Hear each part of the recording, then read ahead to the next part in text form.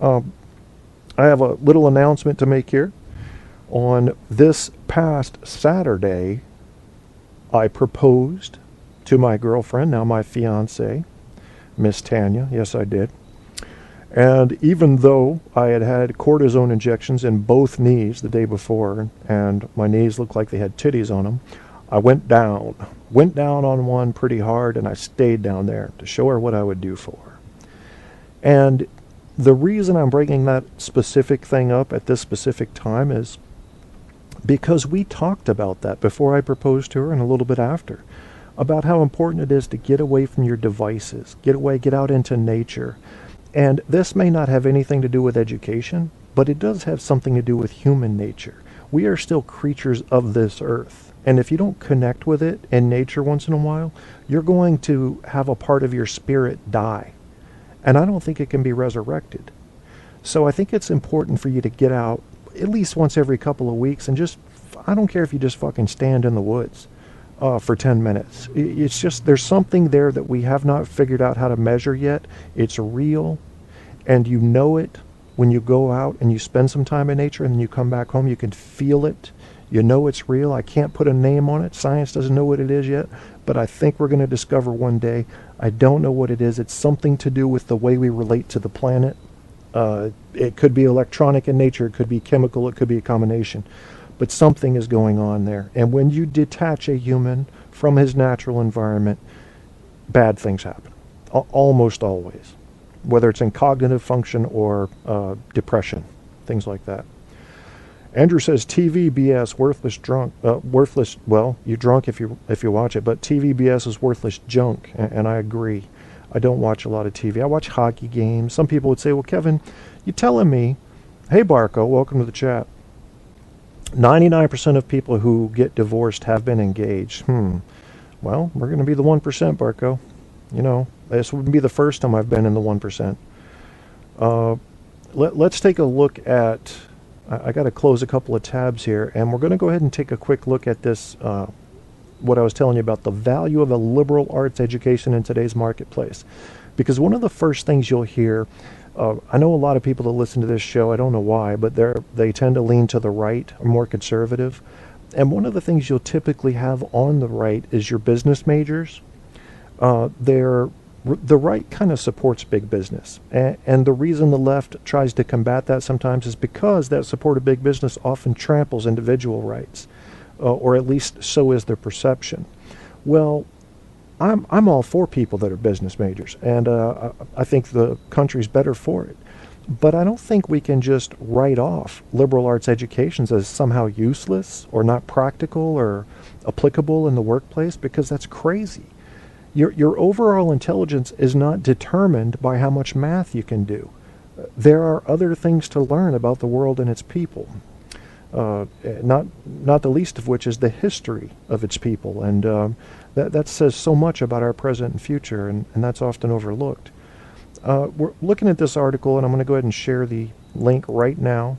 I'll share it in the chat room too, since there's a few in there, just to show you what I'm reading from, because Barco likes to check my work anyway. Huffington Post is a typically left-leaning, service, if you want to call it that, because I'm looking at this isn't news, this is a blog, so of course, but he is the president of Oregon State University, Edward Ray. So automatically he has educational credentials that I'm impressed with. And the value of a liberal arts education. Listen to this.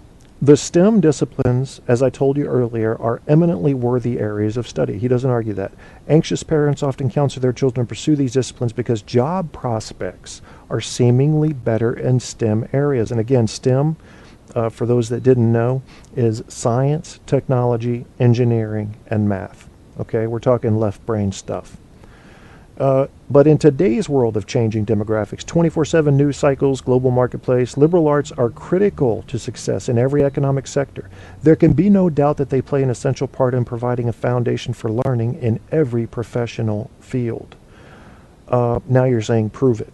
Well, I'm going to go right down to the bottom and talk about the survey they did of the Association of American Colleges and Universities released this survey of employers that described what college graduates need to succeed in a global economy.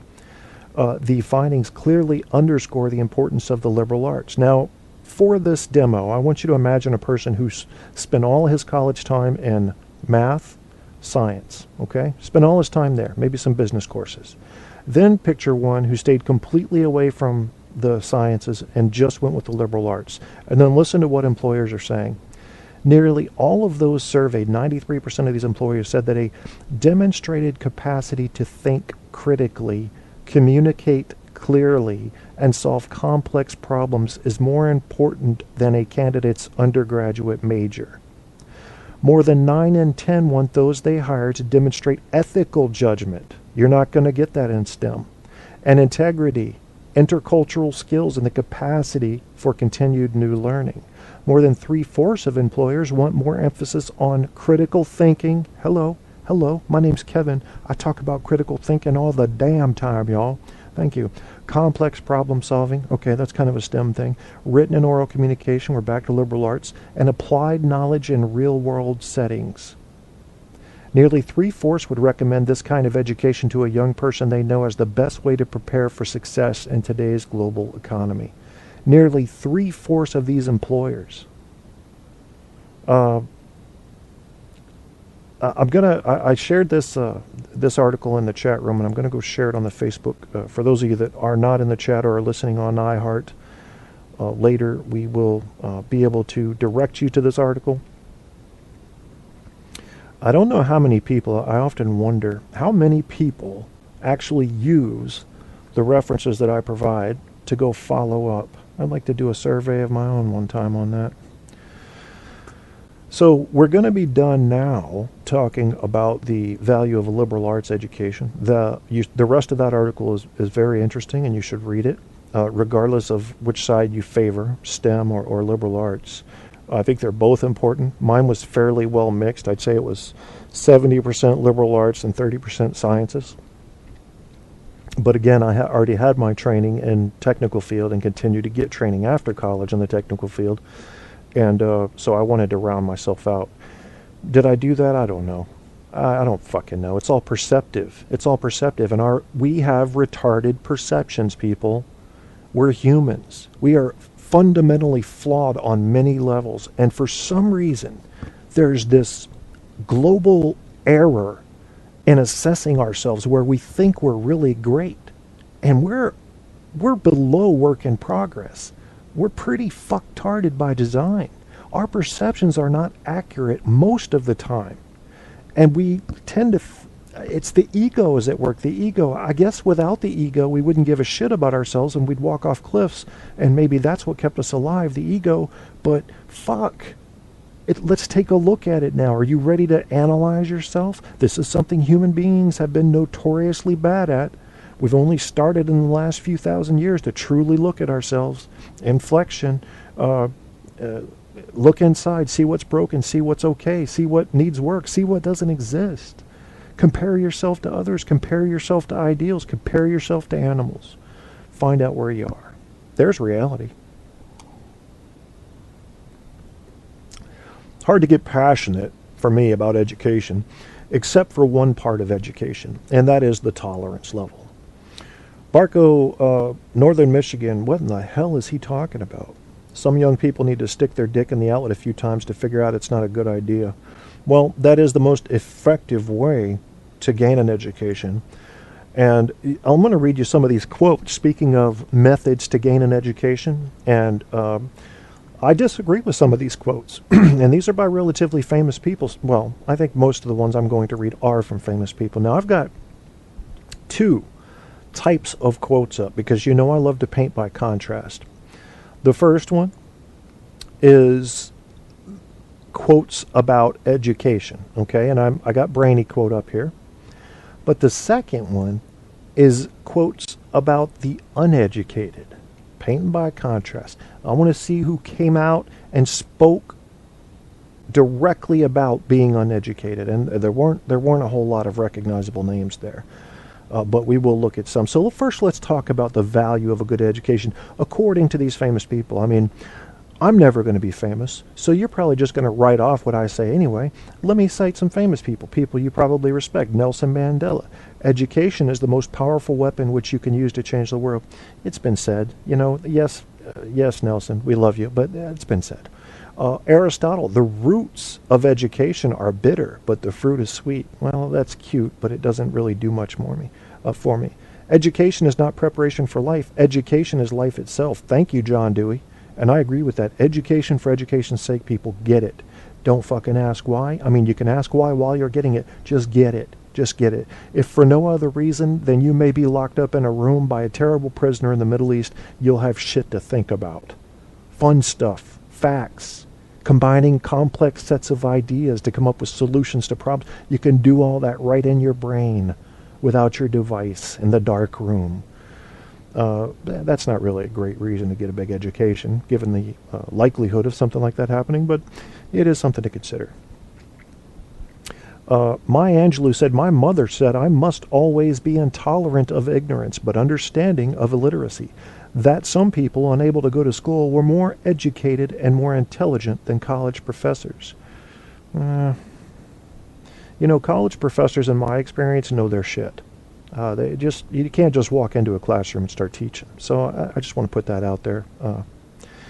And now, George Washington Carver, education is the key to unlock the golden door of freedom. If you say so. Now, this is one of my favorite education quotes of all time. And it's Aristotle, one of my favorite men in history. It is the mark of an educated mind, he says, to be able to entertain a thought without accepting it. I can think of some people I'd like to tattoo this on their foreheads backwards so they can see it in the mirror.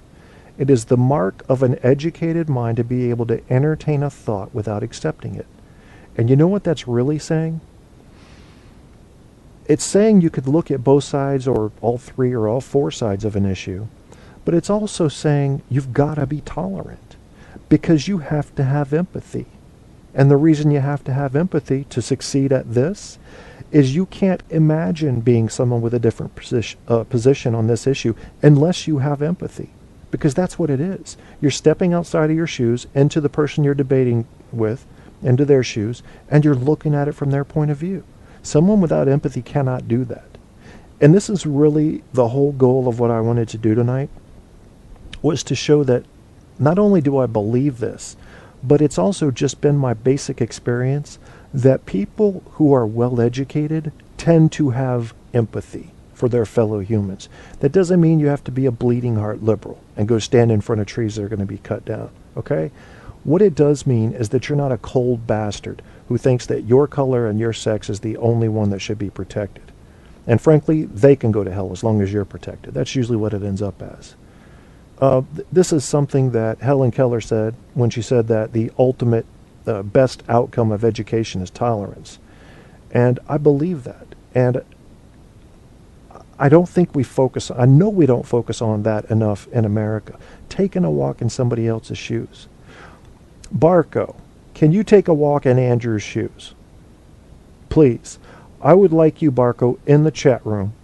You are now an Australian. You are married to a black woman. You have prior military experience. You're relatively center, possibly slightly center-left. Andrew can correct me if I'm wrong. What's it like in your life? How do you feel? What does the world look like to you? Is there any hope? What do you want to see? Do you want to see Australia have gun rights? I want to see somebody demonstrate that they can walk in somebody else's shoes. Andrew says, my ex had a master's and a lot more, but no street smarts. One of the problems we had. Okay, that's possible too. I understand that. That's something a lot of people call common sense. I disagree with that concept because I think common sense is an illusion. Common sense is basically defined as beliefs that many agree upon. And in my experience, it's based on the lack of information against these things more than it is the presence of information for. Somebody says something sometime. And this is what Copernicus went through with the sun being the center of the solar system. And he was persecuted for it. Common sense said no. No, the Earth is the center of the solar system. And before that, the Earth was the center of the universe. And that was common sense. So think about that. People were looking at